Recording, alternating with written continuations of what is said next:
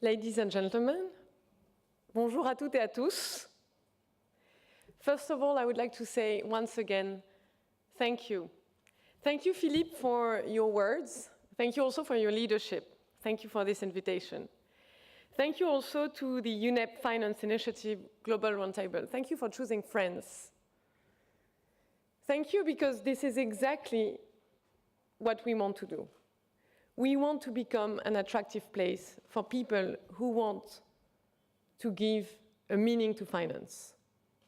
And so we're very happy that you chose Paris. Thank you again. I think that, the success of this event and the fact that it's taking place in Paris is a sign that things are really happening. Things are moving. Philippe mentioned a few regulations that are happening at the European level, at the French level. I think we need to go further and farther and quicker and faster. What we want in France, and when I say we, I mean the whole government, and first of all our president, what we want is the finance that you're doing, sustainable finance. It has to become mainstream finance. Sustainable finance should be finance, full stop. That's our objective, because we believe that finance is not an enemy. Finance is not a friend. Finance is a tool. And we have to use this tool to serve interest, to serve social needs, to serve the fight against climate change. I think this is really our priority, and that's what finance should be. Probably, had I come 1 year ago here, I would have told you, well, we need that shift more than ever. It's really urgent. And today, I'm very pleased to say that I can see that things are moving, and they're moving fast.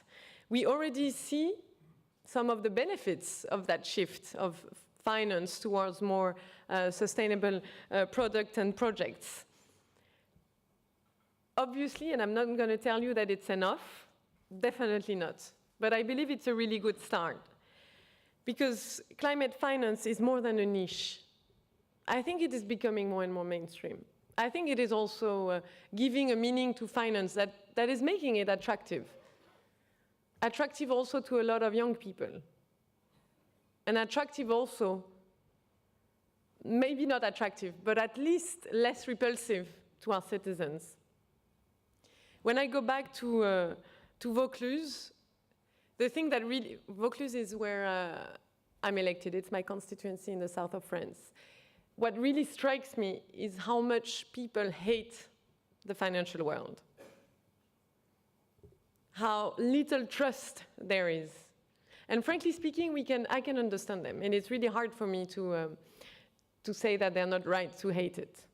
I'm using very strong words, but when you look at the wages of people working in Wall Street or in London, when you see that they are as high as they were before the financial crisis, I think there is something deeply wrong. And I cannot justify this. I don't find the words. So you are the pioneers. Thank you for leading that. I think what we need to do, and you are playing a key role, because you have the currency that is currently really lacking in the world. You have this ability in you, by the work you're doing on sustainable finance, to bring the trust that is really missing. The trust that is missing, that is lacking, and that I hear on the streets with the Gilets jaunes. This is what they're asking. They want to trust us. They want to trust finance, but they can't. So far, it's really difficult for them to do that, and they're right, in a way. But we're lucky enough to have you, the pioneers. I think we cannot afford a Dieselgate for climate finance. We cannot afford greenwashing also when it comes to sustainable finance. We cannot afford to read in the weekly newspapers in France, while the so-called Gilets jaunes are protesting, that the banks actually finance more fossil fuels than projects that are good for the planet. The Oxfam report was absolutely shocking. I think this is a moral issue at the end of the day. I'm used to say that in the 19th centuries, banks were financing slavery. Everybody thought it was normal. Today, we find it deeply shocking. I hope that when my daughter, who's 3 now, when she's my age, I hope that she'll tell me, what? Banks used to finance coal power plants, fossil fuels? I hope she'll be as shocked as I am when I hear that banks were financing slavery. Because that's the world we need to live in. And you are a key role, and you play a key part of it, of finding the solutions, of actually shifting money where it should be to serve the needs of the people, to serve the planet. Because people are angry, as I said, and I can hear this anger.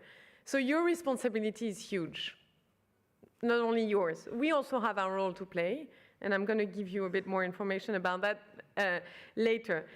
What is the situation today? I think today there is great awareness. I think people are very much aware that the planet is warming up, that biodiversity is basically disappearing from the planet, that there is a lack of social justice.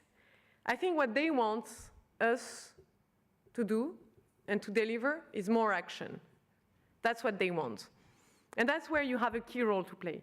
Because with sustainable finance, you get action, you get concrete results, less CO2 emissions, better equality, more employment, less inequalities. And that's good for you too. Because that's how you reconnect with the citizens of the world.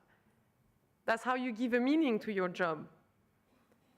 That's how you no longer greedy wolves, and you become people who are fully part of the society and trying to solve key issues. I would like also to go back to the Paris Agreement. Paris Agreement was, as you know, we came up with it here in Paris in 2015. And I think we should just remember what was the Paris Agreement. It's the entire states, all the heads of states of the world came together, and together they said, we are going to achieve something great. We are going to do our best to save humanity from itself.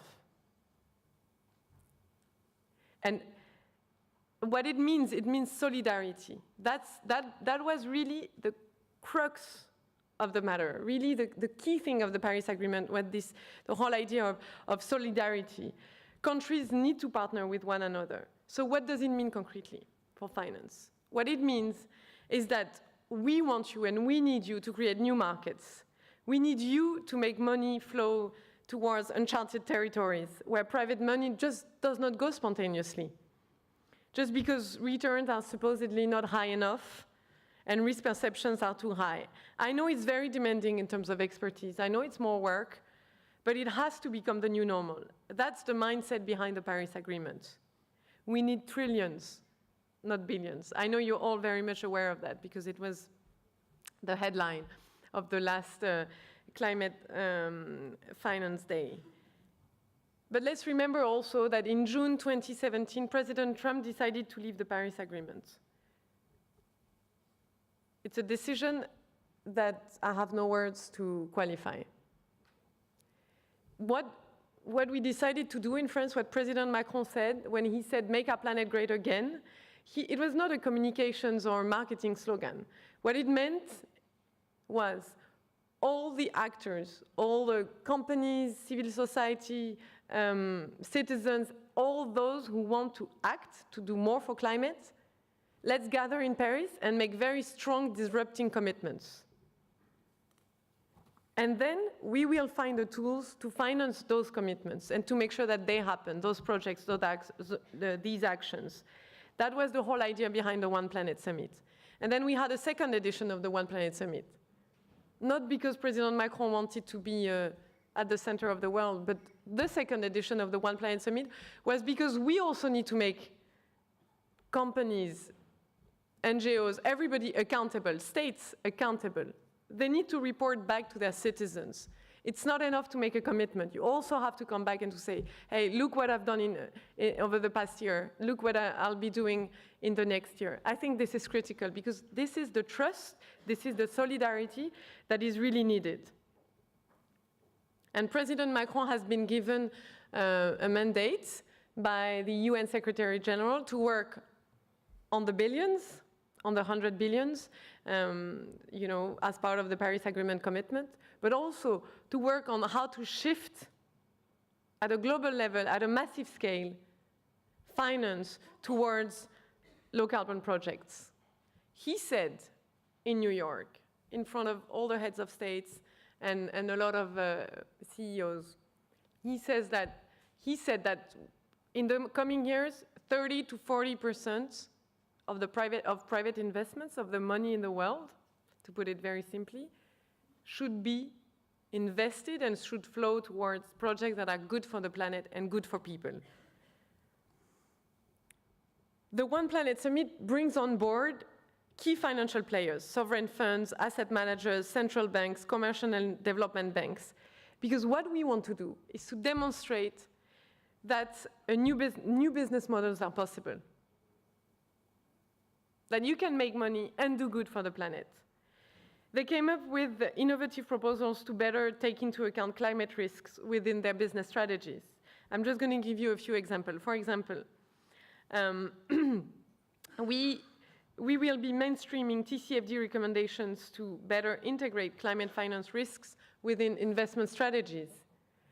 The commitment of sovereign funds have committed to integrate and to use ESG criteria. You wonder why they haven't done that before, but at least they're starting to do it, and I think it's great. The development of blended finance initiatives, such as also the Land Degradation Neutrality Fund, that is tackling desertification issues, solidarity, and climate.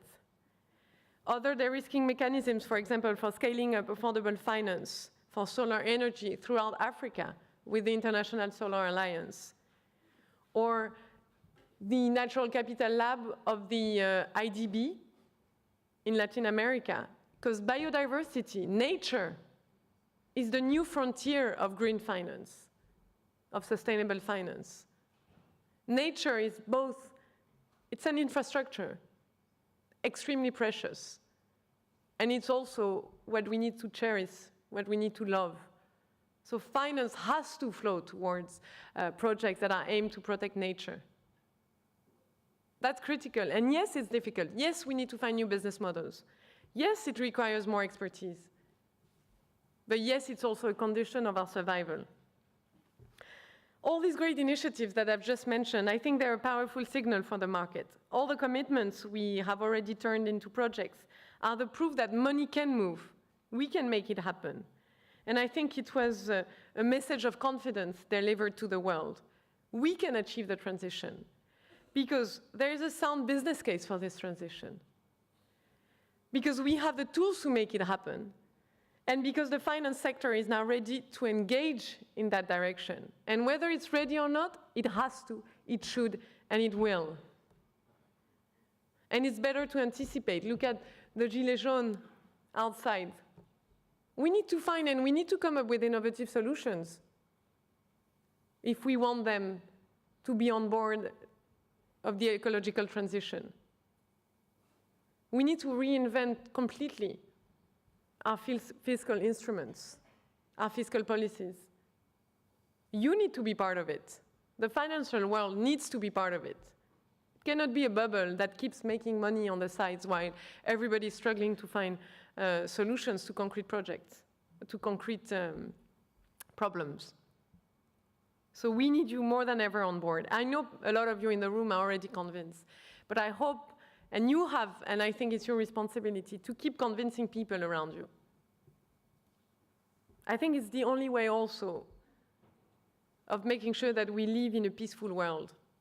Otherwise, revolutions, populism will keep rising out of that anger, out of our inability to bring together the financial world, the real world, the public sector, NGOs, all together. If we don't work together,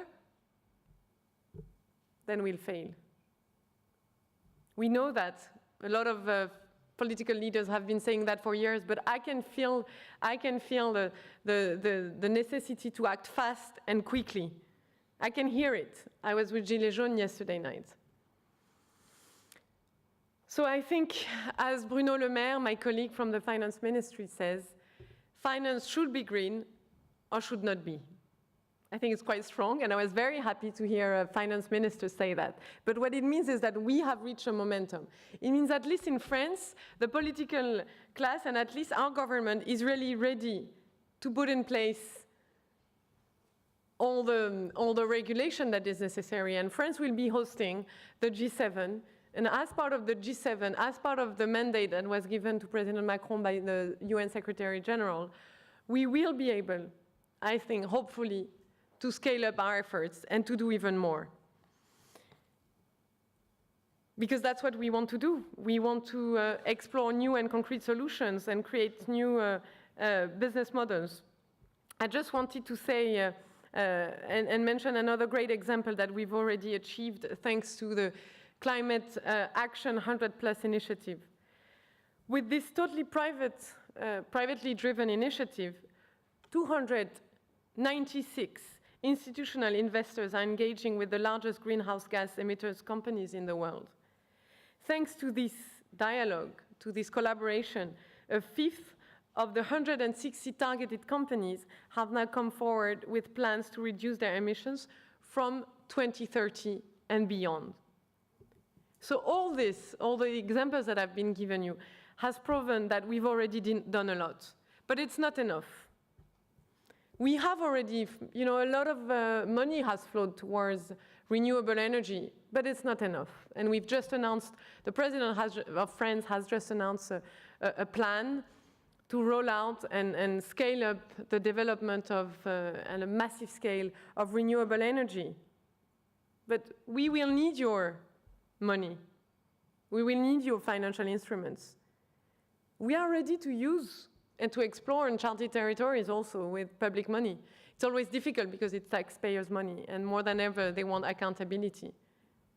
But we can use it. We are ready to take risks also with public money so that we attract more private money and private capital.